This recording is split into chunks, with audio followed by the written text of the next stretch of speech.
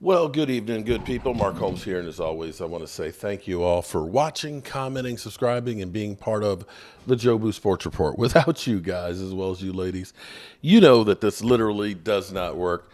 Oh my God, oh my God. I'm actually here working at the Red Brick House as always. I don't know if you can see behind me here, but I've actually had the first pass of the floor sanding off this red paint and getting these things flat so we can get this up here finished. And let me pause this because I'm gonna have to go back and watch that. Dak Prescott haters are being taken away kicking and screaming. They have some of the craziest takes in the world. I want you to listen to Sam Acho. You know, speak.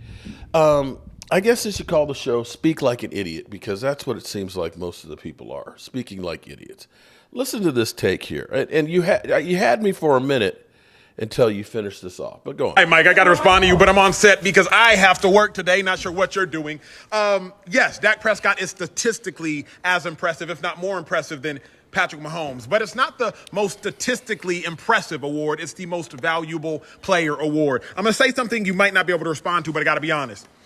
What game would Cooper Rush have lost that Dak Prescott has won? I think one game. The only game I believe that Dak Prescott won this year that Cooper Rush would have lost is the Chargers. That's it. So when I'm thinking about value, how can we say that Dak is more valuable than Patrick Mahomes? Statistically impressive, sure. But y'all still would have lost to the Niners and the Eagles had Cooper Rush played, and y'all still would have beat the Commanders and beat the Panthers and beat DeVito and beat the Giants again. Hit Cooper played. Let's just be honest here. So is Dak more statistically impressive? Yes. But y'all got the Dolphins, y'all got the Bills, y'all got the Eagles left on the schedule, and the Seahawks. Dak can win MVP if he wins them games. Okay, you know, I'm not going to dispute that maybe Cooper Rush could have won those games. That is a possibility.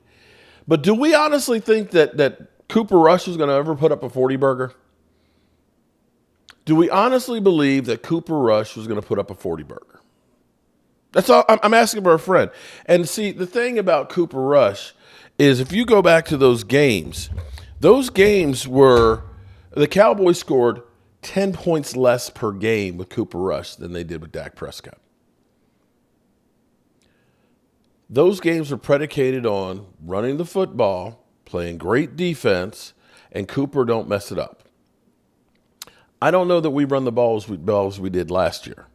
And, you know, we've got all this stuff about, well, the Cowboys ain't played anybody. Okay, I'll get you that. And this is where the Cowboys have the chance to go ahead and really separate themselves from that conversation. But here's the thing. Here's what's interesting, okay? To put this in perspective, okay? The Cowboys and the Eagles played 3 common opponents. New England, the Commanders, and the Jets. Okay? We both played those 3 teams.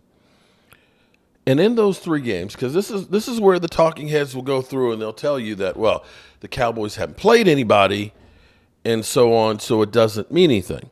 But here's what I want you to understand. In those 3 games, the 3 common opponents, the Cowboys scored 113 points. Which is incredible when you think about it to begin with. Incredible. They gave up 23 points. 23 points. Total. In 3 games. Not per game. In the 3 games against these dog teams. Right? Okay. The Eagles played, now I'm only going to count one of the Washington games because we have to keep it the same, 3 games. But their game was only 7 points different, so it wouldn't have skewed the ratio. But even if you put in that other Washington game, the Eagles still did not score as many points as the Cowboys.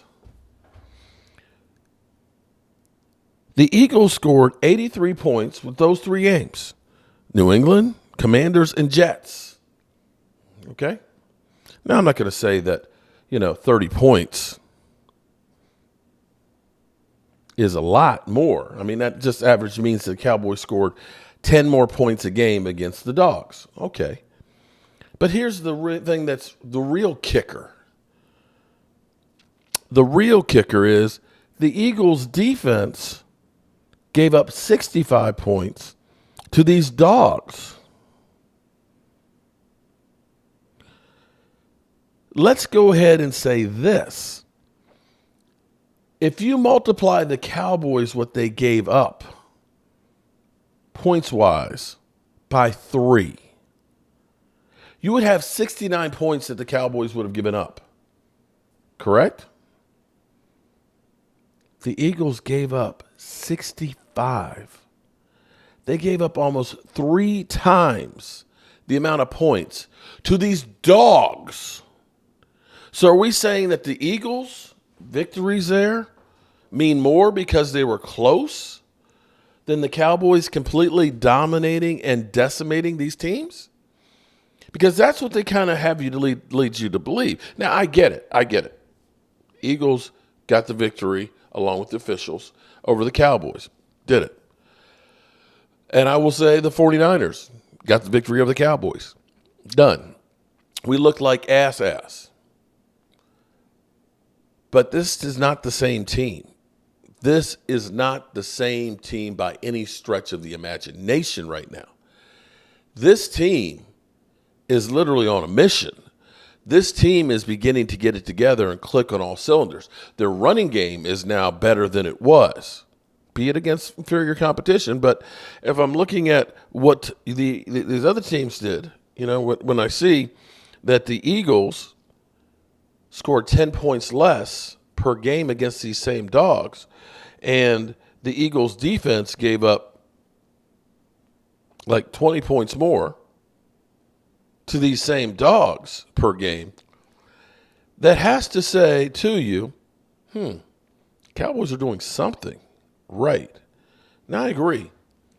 This next stretch right here, starting tomorrow night, this is where the Cowboys got to stand up, and show off. I want to see the same energy beating down the Seattle Seahawks, beating down the Eagles, beating down the Buffalo Bills, beating down the Miami Dolphins, beating down the Detroit Lions.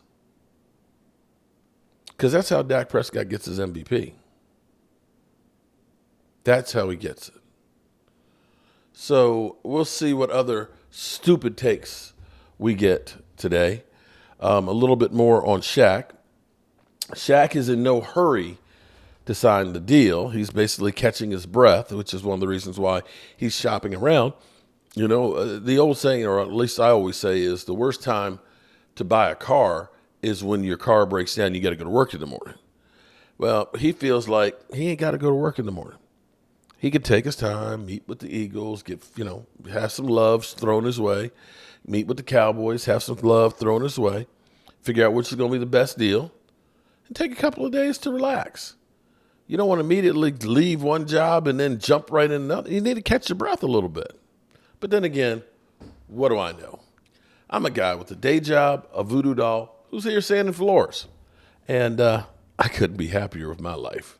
And I hope you all are having a great day. And just think, 24 hours from now, we'll be getting ready for the Cowboys. Yeah, I can't wait.